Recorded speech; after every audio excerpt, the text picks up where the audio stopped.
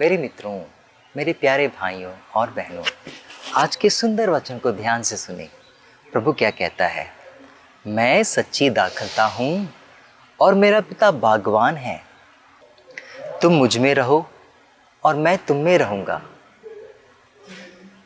जिस तरह दाखलता में रहे बिना डालियाँ स्वयं फलती नहीं, ठीक उसी प्रकार मुझ में रहे बिना तुम फलदायक नहीं बन सकते।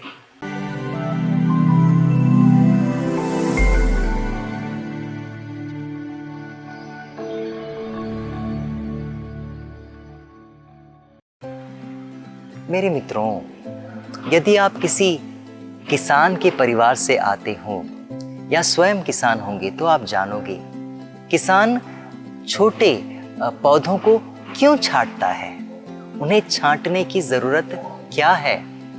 एक बागबान अपनी दाखलता की डालियों को क्यों छांटने लगता है, आखिर उन्हें छांटने की जरूरत ही क्या है। कारण महत्वपूर्ण है। ध्यान से सुने। दाखलता जब बड़ी होती है, जरूरत से ज्यादा उसकी डालियां लंबी होते जाती है, पतली होते जाती है, कमजोर होते जाती है। जब उसकी डालियां कमजोर होती है तो उन कमजोर डालियों में कमजोर फल ही उत्पन्न होंगे। जरूरत से ज्यादा डालियां उस दाखलता के लिए हानिकारक है। जरूरत से ज्यादा पत्तियां उस दाखलता के लिए हानिकारक है। क्यों? सबसे पहला कारण, उसमें कमजोर फल उत्पन्न होंगे। और दूसरा कारण, जितना भी भोजन है सारे के सारे पत्ते खा जाएंगे और डालियां खा जाएंगी। फूल और फल के लिए कुछ भोजन बचा ही नहीं रहेगा। और इसीलिए तो एक किसान या एक बागवान अपने इस झाड़ी के लंबे लंबे शाखाओं को छांट देता है, पत्तियों को काट देता है। क्यों? ताकि उसके भोजन को सही दिशा में वो बढ़ा सके। जैसे ही उसकी डालियों को छांटा जाता है, वहां से नन्ही नन्ही डालियां निकल आती है और ये डालियां मजबूत होती है। क्यों? क्योंकि उसे भरपूर भोजन मिलता है। और जब डालियां मजबूत होगी तो उसका फल भी मजबूत होगा। मेरे मित्रों, आपका जीवन भी बिल्कुल ऐसा ही है। मेरा जीवन भी बिल्कुल दाखलता की तरह ही है। जरूरत से ज्यादा डालियां हानिकारक है, जरूरत से ज्यादा पत्तियां भी हानिकारक हैं। और इसीलिए स्वस्थ रहने के लिए, मजबूत रहने के लिए और फलदार बनने के लिए इन जरूरत से ज्यादा डालियों को और पत्तियों को हमें छांटना ही पड़ेगा। इस बात को समझाने के लिए मैं एक छोटी सी कहानी बताता हूँ, आप ध्यान से सुनिए। एक छोटा सा द्वीप था, नदी के बीचों बीच एक छोटा सा द्वीप था जहां एक दंपत्ति रहा करते थे। किसान दंपत्ति बड़ी खुशी से जीवन बिता रहे थे।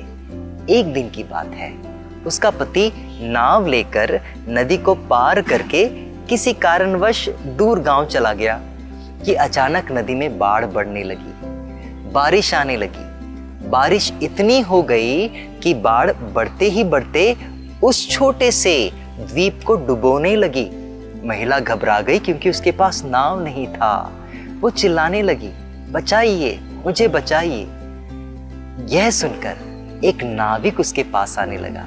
छोटा सा नाव लेकर वो नाविक उसके नजदीक आने लगा। जब महिला ने देखा कि नाविक मुझे बचाने आ रहा है तो वो दौड़ पड़ी। अपने घर में दौड़कर अपने सारे सामान को एकत्रित करने लगी। जितना भी बहुमूल्य सामान था वो सब एकत्र करने लगी।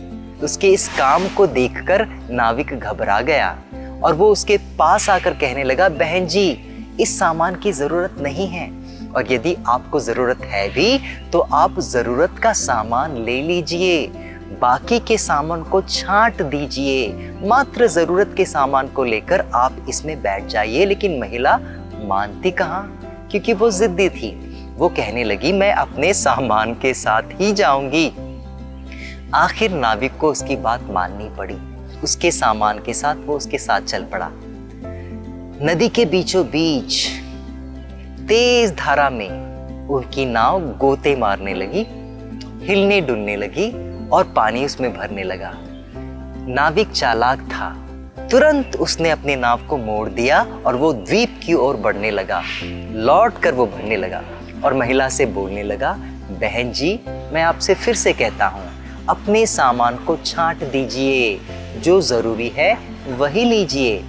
महिला ने क्या किया, उसका सबसे सुंदर अलमारी जिसे उसने मायके से लाई थी उसे नीचे उतार दिया और कहने लगी, बाकी की चीजें मुझे चाहिए। और वो आगे बढ़ गए। दोबारा ऐसा ही हुआ। बीचों बीच तेजी से आने वाली धारा के बीच नदी में उसकी नाव डूबने लगी। नाविक ने फिर से वही किया। तुरंत लौटाकर उससे कहा, बहन जी, और सामान ना ले, मात्र जरूरी सामान ले। इन सामान को छांट कर आप वही सामान ले जो आपके लिए जरूरी है। ऐसा करते करते वो जाते, फिर से आते, फिर से जाते और फिर से आते।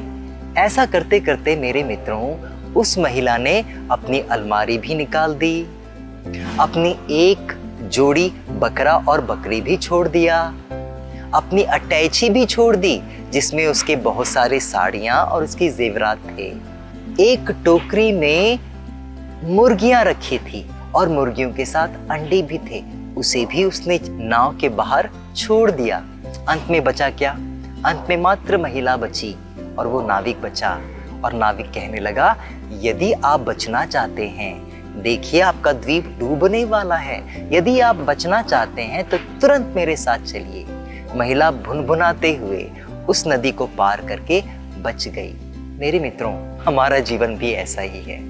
हमारा जीवन वो छोटे से नाव की तरह है और याद रखें, उस नाव में मात्र आपके लिए जगह है और नाविक के लिए जगह है और किसी चीज के लिए जगह नहीं। हम इस दुनिया में खाली हाथ आए हैं, खाली हाथ ही जाएंगे। अगर हम कुछ लेकर जाना चाहें तो वह चीज हमें ले डूबेगी। मेरे मित्रों, जैसे कि मैंने कहा कि किसान दाखलता की डालियों को छांटता क्यों है, मैं यह प्रश्न पूछना चाहता हूँ। हमारा जीवन भी उस नाव की तरह है, हमारा जीवन भी उस दाखलता की तरह है।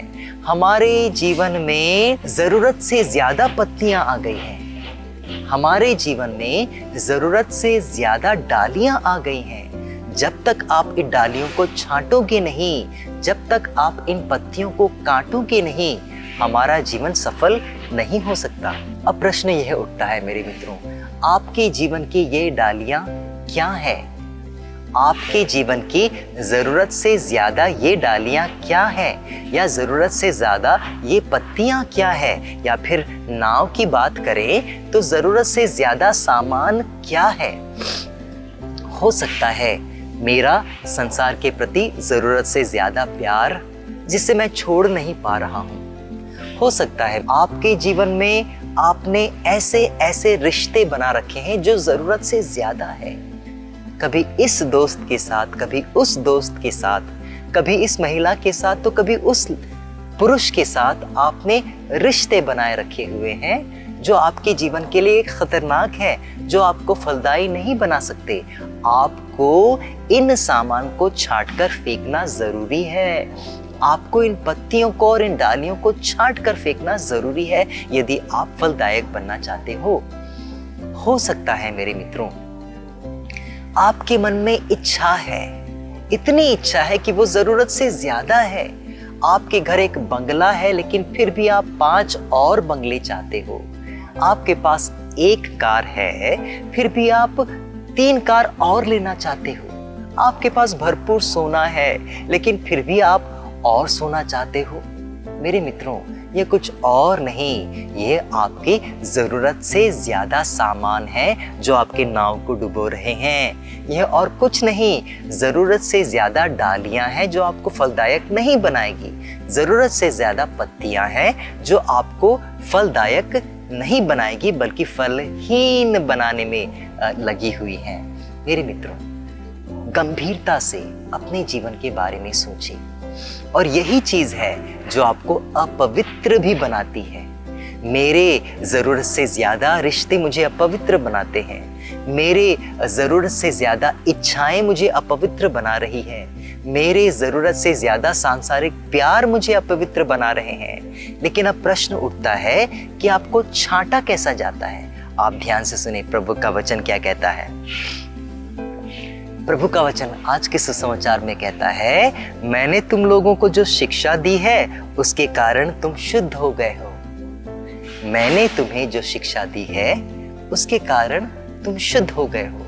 इस संसार में यदि कोई आपको छांट सकता है, इस संसार में यदि आपके जरूरत से ज्यादा शाखाओं को जो छांट सकता है या पत्तियों को जो छांट सकता है, वो प्रभु की शिक्षा है, वो प्रभु का वचन है। जब प्रभु के वचन आपके जीवन में समा जाते हैं, पूरी तरह समा जाते हैं मेरे मित्रों, ऐसा जो कुछ भी आप में जरूरत से ज्यादा है वो निकल जाते हैं अपने आप। ठीक उसी प्रकार जिस प्रकार माता मरियम ने कहा था, मेरे जीवन में आपका वचन परिपूर्ण हो जाए। उसके जीवन में ऐसा कुछ भी नहीं था जो सांसारिक था, उसके जीवन में ऐसा कुछ भी नहीं था जो जरूरत से ज्यादा था। मेरे मित्रों, यदि आप चाहते हैं कि आप फलदायी बने, तो आप इस वचन को अपने जीवन में जगह दें, क्योंकि प्रभु का वचन कहता है कि यही वचन तुम्हें तुम्हारा शुद्धिकरण करेगा और तुम्हें फलदायी बनाएगा। सबों को जय श्री।